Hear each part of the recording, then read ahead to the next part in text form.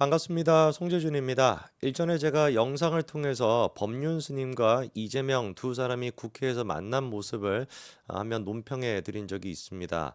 이재명이 진짜 자기의 그 본성을 스님 앞에서도 유감없이 보여주는 그런 모습이 있었죠. 원래 이재명 대표의 특징이 뭡니까? 듣기 싫은 소리 하면은 그냥 끊어버리는 거. 그리고 이제 뭐 상대방이 무안하거나 이런 거 신경 쓰지 않고 그냥 이제 뭐 대화 같은 거를 끊어버리는 거. 지난번에 그래서 2018년도에 뭐 유명한 짤이 뭐 돌아다니지 않습니까? 뭐 선거에서 승리를 했습니다. 경기도지사가 됐어요. 기쁜 날 아니겠습니까? 근데 그 기쁜 날에 기자들이 그냥 뭐 지나가는 말도 아니죠. 뭐 이제 뭐 질문하는 과정에서 약간 좀 뭐 불미스러운 일들이 좀 있었습니다라고 얘기를 꺼내자마자 바로 끊어버려. 예의가 없어. 끊어버려. 그래갖고 MBC조차도 그런 식으로 뭐 끊는 모습까지도 보였던 게 이재명 대표인데 이재명 대표를 법륜 스님이 만났을 때 과연 법륜 스님한테는 이재명이가 어떻게 대했을까? 영상을 못 보신 분들이 있을 테니까 그 영상 간단하게 좀 보고요. 그리고 나아가 법륜 스님이 이번에 계엄 사태에 대해 가지고 또 목소리를 내신 게 있더라고요. 과연 법륜 스님이 이번에 윤석열 대통령의 계엄 사태에 대해서 뭐라고 평가를 하실지 그것까지 같이 좀 말씀드리도록 하겠습니다. 우선 일단 법륜 스님이 이재명 대표를 만나가지고 어떤 식의 또 촌철살인 메시지를 하셨는지 그 영상부터 한번 보시죠. 하여튼 요즘 세상도 하수상하고 먹고 사는 문제도 힘들고 제가 말씀도 좀 한번 들어보고 싶고 그렇습니다. 정부하고 의료계의 갈등이 지금 심각하지 않습니까? 뭐 우리 의료계에 제가 약간 좀 아쉬운 거는 민주당 쪽에서 정부와 의료계의 갈등에 대해서 거의 침묵하는 거 아닌가 싶습니다. 뭐 그렇진 않은데 뭐 그렇게 보일 수도 있습니다. 네.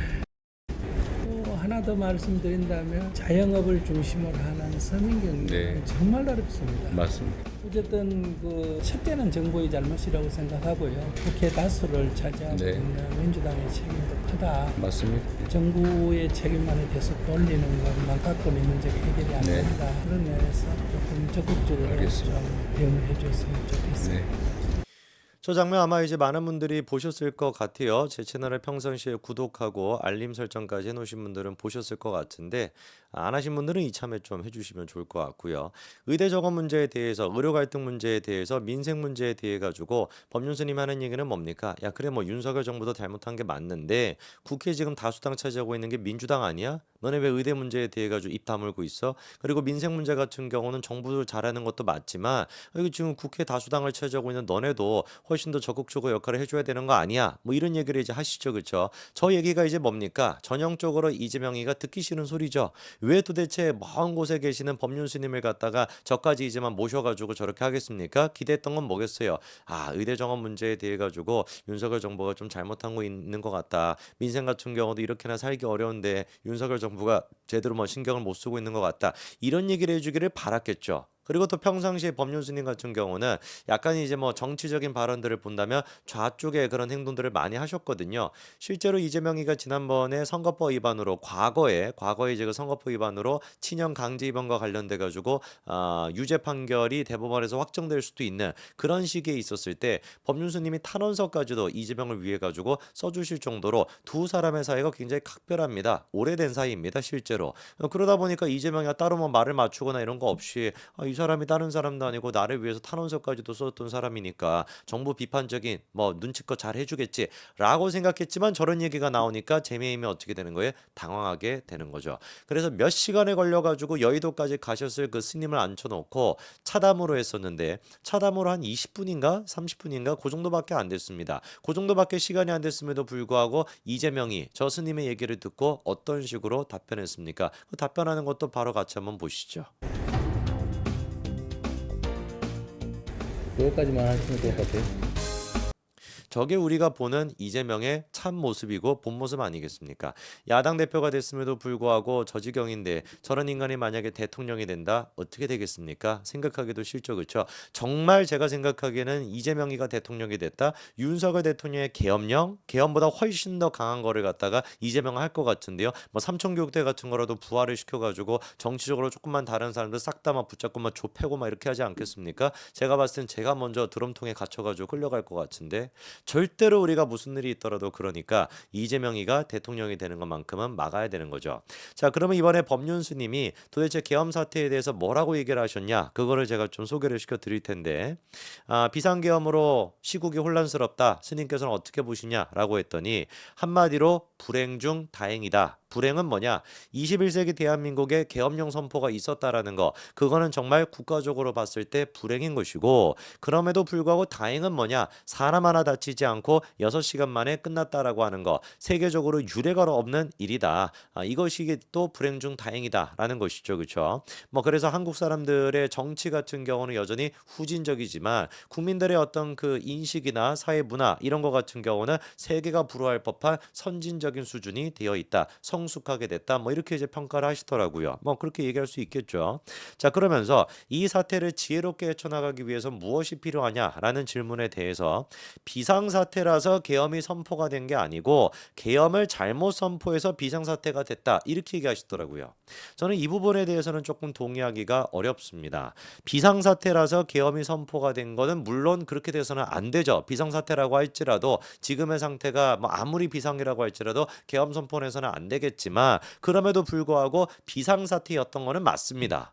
비상사태는 분명히 맞아요. 민주당이 지금까지 해왔던 짓거리 자체가 이게 진짜 국가를 붕괴시키겠다, 행정부나 사법부를 갖다가 마비시키겠다라고 하는 의도가 다분히 느껴진다라는 건 분명히 사실입니다. 그 비상사태는 분명히 맞습니다. 계엄 선포로 인해 가지고 비상사태가 만들어진 것이 아니라 이미 진작부터 비상사태가 이루어져 왔던 거예요. 그리고 스님이 하시는 게 이제는 우리가 제왕적인 대통령제 여기에서 벗어나서 권력을 뭐 분산시켜야 된다. 총리와 이제 그 내각이 맞는 뭐 내각 의원제 뭐 이런 식으로 이제 좀 바꿔야 된다라는 얘기를 하시는 것 같아요. 뭐 이런 얘기도 이제 우리가 논의가 좀 필요하겠죠. 그러나 제가 좀 초점을 두고 드리고 싶은 말씀은 뭐냐? 뭐 스님이 당연히 이 영상을 보시지는 않겠지만 적어도 영상을 보시는 분들만큼이라도 왜 도대체 우리가 이 계엄이 있기 전부터 사실상 비상사태라고 보는 것인지, 계엄 이후나 계엄 전이나 얼마나 지금 민주당이 패악질을 하고 있는 그 지금 상황에 놓여 있는지 이것만큼은 여러분들이 알고 계셔야 된다. 일단 첫 번째로 예산이 일단 제일 중요한 게 뭡니까? 국회가 갖고 있는 권한이죠. 국회 같은 경우는 예산을 감축시키고 통과시키는 권한을 가지고 있습니다. 그러니까 정부가 예를 들어 가지고 야, 올해 예산 같은 경우는 우리가 이런 식으로 좀 쓸게. 대한민국 예산이 한 700조 조금 안 되거든요. 700조 조금 안 되는 돈을 갖다가 요런 식으로 쓰겠다라는 식으로 이제 만들어 가지고 국회에다가 보고를 하면은 국회가 그거를 감액을 하거나 인정을 해주거나 둘 중에 한 가지를 하게 됩니다. 그리고 또 반대로 예산을 추가적으로 편성할 수 있는 거, 그러니까 편성할 수 있는 권한은 정부에 있는 것이고 통과시키고 감액시키는 건 국회에 있는 것이죠. 자, 이런 상태에서 민주당이 지금 다수당을 차지하고 있는 국회에서 어떤 식의 예산안을 갖다가 통과시켰습니까? 자료 한 가지 좀 보여주시면은 정부가 이제 짰던 예산 같은 경우는 원래 677조였습니다. 그런데 국회에서 얼마를 이제 감액을 한 거예요? 4조 1천억. 이렇게 감액하는 것 같은 경우도 국민의힘이랑 같이 협의를 해가지고 한 게 아니죠. 민주당이 단독으로 저렇게 통과를 시킨 겁니다. 그것도 당연히 비판받아야 되는데 기가 막힌 게 뭡니까? 삭감의 내용을 한번 보십시오. 대통령 비서실과 국가안보실의 특수활동비 전액을 삭감했습니다. 검찰 특정업무 경비 전액 삭감, 검찰 특활비 전액 삭감, 감사원 특경비 전액 삭감, 감사원 특활비 전액 삭감, 경찰 특활비 전액 삭감, 정부 예부비 같은 경우도 절반으로 줄였습니다. 이런 상태에서 정부가 도대체 뭘 할 수가 있겠습니까? 예를 들어 가지고 검찰과 지금 관련된 특활비나 특경비 이런 게 지금 깎인 것만 하더라도 전액이 다 깎였어요. 이 돈이 원래 어떻게 쓰이는 겁니까? 수사하다 보면은 이제 뭐 제보자가 있거나 뭐 이런 사람들이 좀 어떻게 좀 쓰는 거. 공식적으로 들어갈 수 있는 들어갈 수 없는 그런 돈들이 분명히 있는 거거든요. 수사를 위해 가지고. 그런데 검찰의 그 특활비를 갖다가 전액 삭감을 시켰습니다. 심지어는 감사원의 특경비랑 특활비까지도 전액 삭감을 시켰어요. 생각을 해보십시오. 도대체가 감사원이 뭔가 잘못한 게 있습니까? 무슨 뭐 비리가 있었습니까? 아니요. 딱 한 가지. 김건희 여사의 그 디올백과 관련된 거, 그 디올백과 관련된 감사 결과가 민주당이 못마땅하다. 민주당이 지금 받아들일 수가 없는 감사 결과가 나왔다라 그래서 감사원의 특활비랑 특경비를 전액 지금 삭감을 시킨 겁니다.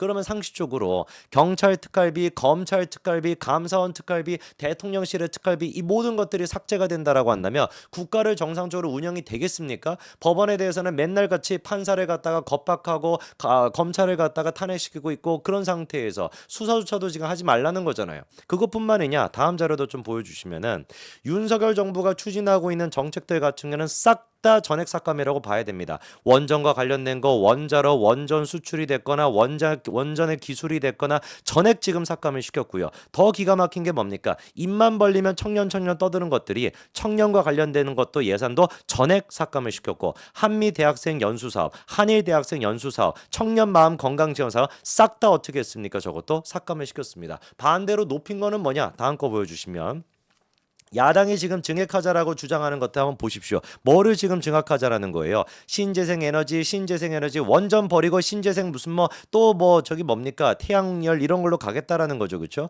그리고 지역사랑 상품권, 새만금. 이게 지금 민주당이 예산안을 꾸려놨던 방식인 거예요. 청년에 대한 예산을 갖다가 전액 삭감을 시키고 원전과 관련된 거 전액 삭감을 시키고 그렇게나 문재인 정부 5년 내내 문제가 있었던 태양열에 대해 가지고 또다시 저런 식으로 예산을 늘려달라는 것이고 새만금이 뭐겠습니까? 특정 지역과 관련돼 있는 그것만 지금 밀어주겠다라는 거 아니에요.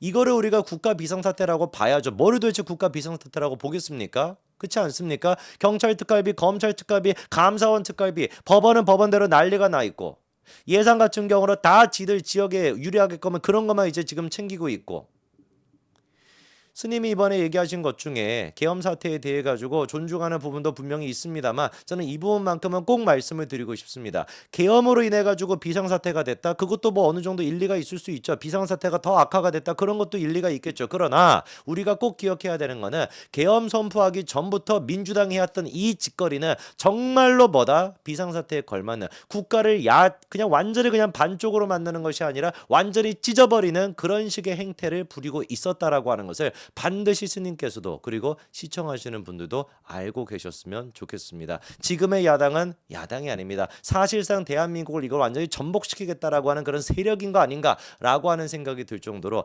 이렇게까지 해서는 안 되는 겁니다. 여기까지 말씀드리겠습니다. 감사합니다.